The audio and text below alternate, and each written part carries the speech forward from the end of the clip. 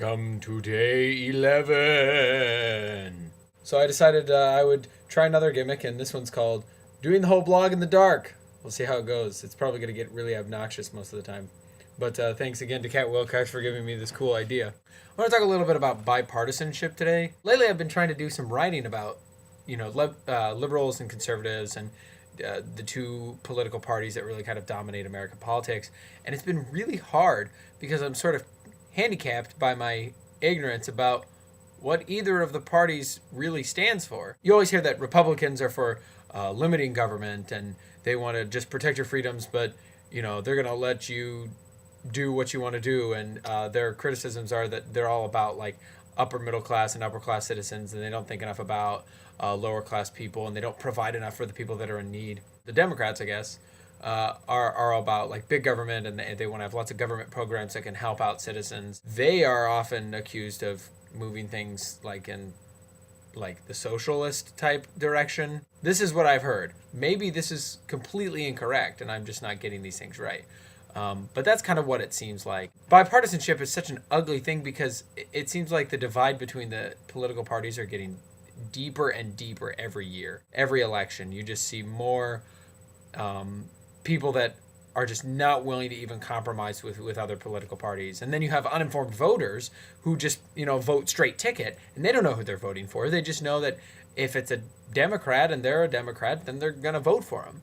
Not that there's necessarily anything wrong with that. Like, it may happen that you want to vote for every Democrat, and that's fine. But more often than not, what ends up happening is you just vote for somebody because they say they're a Democrat, and you don't even know what they stand for. And then when they've been in office for half their term, everybody's like, why is this guy here? We don't like him. We don't like these things that he's doing. And then you go back to the election and you just realize there were a ton of people that voted straight ticket Republican or straight ticket Democrat without really realizing what these people stood for. And that's the difficulty of trying to label every politician by just a couple of names. You have independents and moderates and Green Party and libertarians, but the overwhelming majority of politicians identify themselves as either Democrats or Republicans. And the overwhelming majority of their constituents do the same as well. One of my favorite commercials that I've ever seen was for a cell phone company. And they were talking about doing like walkie-talkie type function on the cell phone. And the beginning of the commercial said, "What if firemen ruled the world?" And it goes to just a bunch of firemen sitting in like Congress.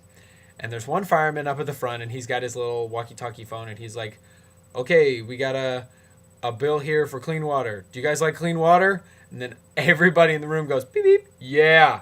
Okay, let's have clean water." Obviously, it's an oversimplification, but I found that the difficulty with bipartisanship is that I really believe that politicians want to do good things, but that they disagree so heavily about how to do them that they think that the other person is just absolutely, completely ignorant because they want to do it in a different way. It really comes down to like, how do you want to do that? And that's where the big divide happens.